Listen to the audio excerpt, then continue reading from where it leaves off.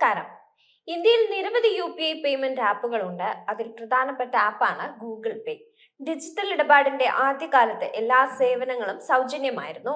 ഒരുപാട് ഓഫറുകളും ക്യാഷ് ബാക്കും വരെ UPI ഇടപാട് ഉപയോഗിച്ച് നടന്നിരുന്നു.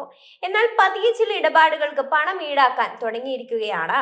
ഇപ്പോൾ വൈദ്യുത ബില്ല്, ഗ്യാസ് പേയ്മെന്റ് തുടങ്ങിയ ലോ വാല്യൂ ട്രാൻസാക്ഷനുകൾക്ക് ഗൂഗിൾ പേ കൺവീനിയൻസ് ഫീഡ് ഈടാക്കാൻ ആരംഭിച്ചതായി കഴിഞ്ഞ ദിവസം റിപ്പോർട്ടുകൾ ഉണ്ടായിരുന്നു. ഡെബിറ്റ് കാർഡ്, ക്രെഡിറ്റ് കാർഡ് എന്നിവ ഉപയോഗിച്ചുള്ള പേയ്മെന്റുകൾക്ക് വിനിമയ മൂല്യത്തിന്റെ 0.5% മുതൽ 1% വരെ ഫീസും GSTയും അടക്കം ഈടാക്കുന്നുണ്ട്. എന്നാൽ ഇത് സംബന്ധിച്ച് ഔദ്യോഗികമായി ഗൂഗിൾ പേ ഇതുവരെ പ്രതികരിച്ചിട്ടില്ല.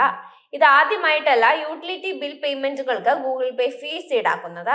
കഴിഞ്ഞ വർഷം മൊബൈൽ റീചാർജുകൾക്ക് 3 രൂപ വരെ കൺവീനിയൻസ് ഫീസ് കമ്പനി ചുമത്തിയിരുന്നു. ഇതോടെ പ്രോസസ്സിംഗ് ചെലവുകൾ നേരിടാനുള്ള മാർഗങ്ങളിലേക്ക് ഫിൻടെക് കമ്പനികൾ ചുവടുവെക്കുന്ന ട്രെൻഡ് കൂടുതൽ വ്യക്തമായിട്ടുണ്ട്.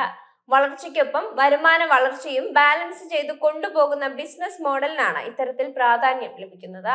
ഡെബിറ്റ് കാർഡുകൾ, ക്രെഡിറ്റ് കാർഡുകൾ എന്നിവ ഉപയോഗിച്ച് വാട്ടർ, ഇലക്ട്രിസിറ്റി, പൈപ്ഡ് ഗ്യാസ് തുടങ്ങിയവയുടെ ചാർജുകൾ തുടങ്ങിയവ അടയ്ക്കുമ്പോൾ മറ്റൊരു പ്രമുഖ ഫിൻടെക് പ്ലാറ്റ്ഫോമായ ഫോൺ പേയും കൺവീനിയൻസ് ഫീസ് ഈടാക്കുന്നുണ്ട്. UPI ബിൽ പേയ്മെന്റ് റീചാർജുകൾക്ക് 1 രൂപ മുതൽ 40 രൂപ വരെയാണ് രാജ്യത്തെ വേറൊരു പ്ലാറ്റ്ഫോമായ പേടിഎമ്മും ഈടാക്കുന്നത്. രാജ്യത്തെ UPI വിനിമയങ്ങളിൽ 37% വിപണി പങ്കാളിത്തമാണ് ഗൂഗിൾ പേക്കുള്ളത്.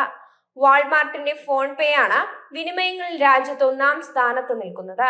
2025 ജനുവരിയിൽ മാത്രം ഫോൺ പേ വഴി 8.26 ലക്ഷം കോടി രൂപയുടെ ഇടപാടുകളാണ് നടന്നത്. രാജ്യത്ത് UPI വിനിമയങ്ങൾ വൻ വളർച്ച നേടുന്നുണ്ടെങ്കിലും ആനുപാതികമായി ഇത്തരം വിനിമയങ്ങളുമായി ബന്ധപ്പെട്ട് ഫിൻടെക് കമ്പനികൾക്ക് വരുമാനം ലഭിക്കുന്ന സാഹചര്യമില്ല. PwC വിശകലന പ്രകാരം പേഴ്സണൽ ടു മെർച്ചന്റ് UPI ട്രാൻസാക്ഷനുകളിൽ വിനിമയ മൂല്യത്തിന്റെ 0.25% എന്ന തോതിലാണ് ഫിൻടെക് കമ്പനികൾ വരുമാനം നേടുന്നത്. 2024 സാമ്പത്തിക വർഷത്തിൽ UPI വിനിമയങ്ങളുടെ ചെലവ് ഏകദേശം 12,000 കോടി രൂപയായിരുന്നു. ഇതിൽ 2,000 രൂപയിൽ താഴെയുള്ള വിനിമയങ്ങൾക്കുള്ള ചെലവാണ് 4,000 കോടി രൂപ എന്നത് ശ്രദ്ധേയമാണ്. ഇന്ത്യയിൽ UPI വിനിമയങ്ങൾ അതിവേഗത്തിലാണ് വളർച്ച പ്രാപിക്കുന്നത്.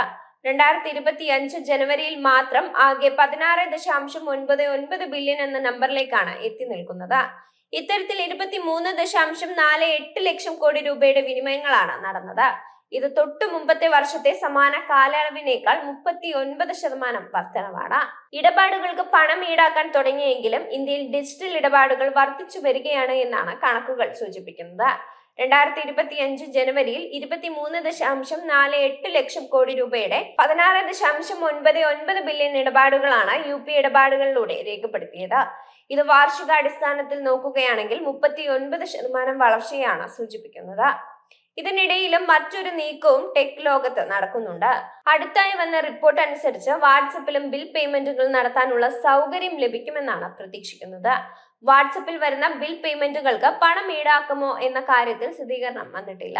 വാട്സപ്പിന്റെ പുതിയ ഫീച്ചർ വന്നാൽ പണം ഈടാക്കുന്ന UPI ആപ്പുകൾക്ക് ഭീഷണിയാകാനും സാധ്യതയുണ്ട്.